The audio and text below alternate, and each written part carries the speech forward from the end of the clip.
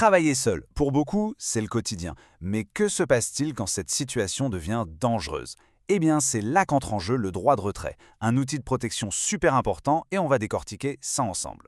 Alors, la grande question, est-ce qu'on peut refuser de travailler seul? La réponse, c'est oui, c'est un droit fondamental. Mais attention, ça ne se fait pas n'importe comment.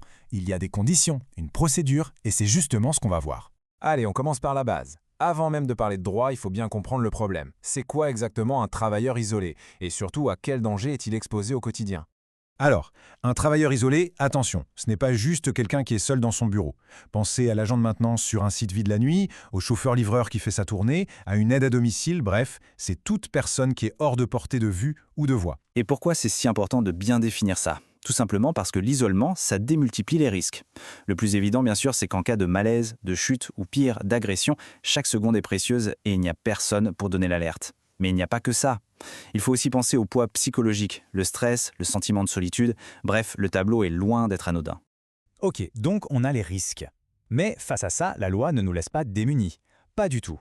Elle nous donne un outil très puissant, le droit de retrait. Voyons un peu comment fonctionne ce bouclier légal. Alors, le droit de retrait, c'est un principe fondamental inscrit noir sur blanc dans le Code du travail. En gros, ça autorise un salarié à quitter son poste de travail s'il a une raison valable de penser qu'il est face à un danger grave et imminent.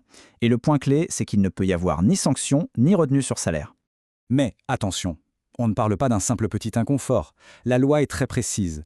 Un danger grave et imminent, c'est une menace qui peut avoir des conséquences très sérieuses. On parle de mort ou d'incapacité, et ce, dans un futur très proche. Et concrètement, c'est quoi un motif raisonnable? Eh bien, ça peut être un équipement qui ne marche pas, l'absence de gants ou de casque, un risque d'agression, mais surtout, et c'est vraiment le cœur du sujet, le simple fait d'être isolé sans aucun moyen de donner l'alerte, sans ce qu'on appelle un dispositif PTI, eh bien ça, en soi, c'est une raison tout à fait légitime pour exercer son droit de retrait. Bon, le droit existe, c'est une super chose, mais savoir comment s'en servir correctement, c'est encore mieux. Alors, comment on fait pour agir sans se mettre en faute? Vous allez voir, la procédure a été pensée pour être très simple. C'est simple comme bonjour. Il y a 2 étapes, et dans cet ordre, s'il vous plaît. 1. On alerte son employeur du danger. 2. On se met en sécurité. La priorité absolue, c'est de s'éloigner du risque. On n'attend pas que le problème soit réglé, on se protège d'abord.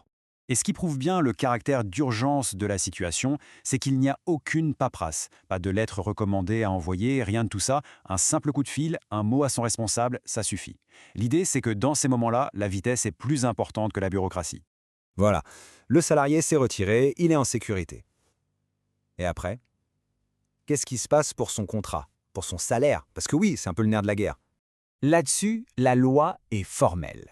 Si le droit de retrait est légitime, c'est-à-dire justifié par un vrai motif raisonnable, l'employeur n'a le droit de rien faire. Ni sanction, ni retenue sur salaire. C'est une protection essentielle pour que les gens n'aient pas peur d'utiliser ce droit. Donc, en gros, il y a 2 scénarios possibles. Cas numéro 1, le retrait est légitime. Là, le salarié est totalement protégé, son salaire est maintenu, aucune sanction n'est possible. Cas numéro 2, le retrait est jugé abusif, sans vraie raison.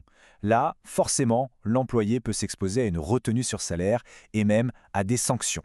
On voit bien que tout, absolument tout, repose sur cette fameuse notion de motif raisonnable. Jusqu'ici, on a beaucoup parlé de réaction. On réagit face à un danger. Mais on sait tous que la meilleure des protections, c'est d'éviter que le danger arrive. C'est la prévention. Et c'est là que la technologie a un rôle énorme à jouer. On va le redire parce que c'est un point clé, l'employeur a une obligation de sécurité. Pour un travailleur isolé, ça veut dire lui fournir un moyen de donner l'alerte. C'est ce fameux PTI, pour protection du travailleur isolé.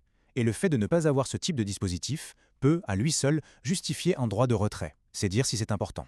Eh bien, c'est précisément là que les technologies modernes de sécurité connectée entrent en jeu. Il existe des solutions, comme celles qui sont développées par des experts comme DatiPlus, qui sont pensées spécifiquement pour répondre à cette problématique. Le gros avantage de ces systèmes, c'est qu'ils sont super adaptables. Que ce soit une montre connectée, un brassard, un porte-badge, une simple application sur smartphone ou même des chaussures de sécurité connectées, la technologie s'adapte au métier et pas l'inverse. Et comment ça marche? Le principe est assez simple. Il y a 2 options. Soit le travailleur appuie lui-même sur un bouton SOS pour déclencher une alerte, soit le système est assez intelligent pour détecter tout seul une situation anormale, comme une chute par exemple, et il envoie l'alerte automatiquement. Dans tous les cas, l'intervention est beaucoup plus rapide. Tout ça nous amène à une question de fond pour n'importe quelle entreprise. Est-ce que votre approche de la sécurité est proactive, c'est-à-dire que vous anticipez le risque, ou est-ce qu'elle est réactive et que vous attendez qu'un incident se produise pour agir? Au final, on le voit bien, équiper ces travailleurs isolés, c'est beaucoup plus que juste cocher une case pour être en conformité avec la loi. C'est un véritable investissement dans la sécurité, mais aussi dans la tranquillité d'esprit de ces équipes. Et pour mettre en place la meilleure stratégie, le mieux, c'est encore de se faire accompagner par des experts. Voilà, pour avoir des conseils vraiment personnalisés et trouver la solution qui correspond à vos besoins spécifiques, n'hésitez pas à vous rapprocher de spécialistes.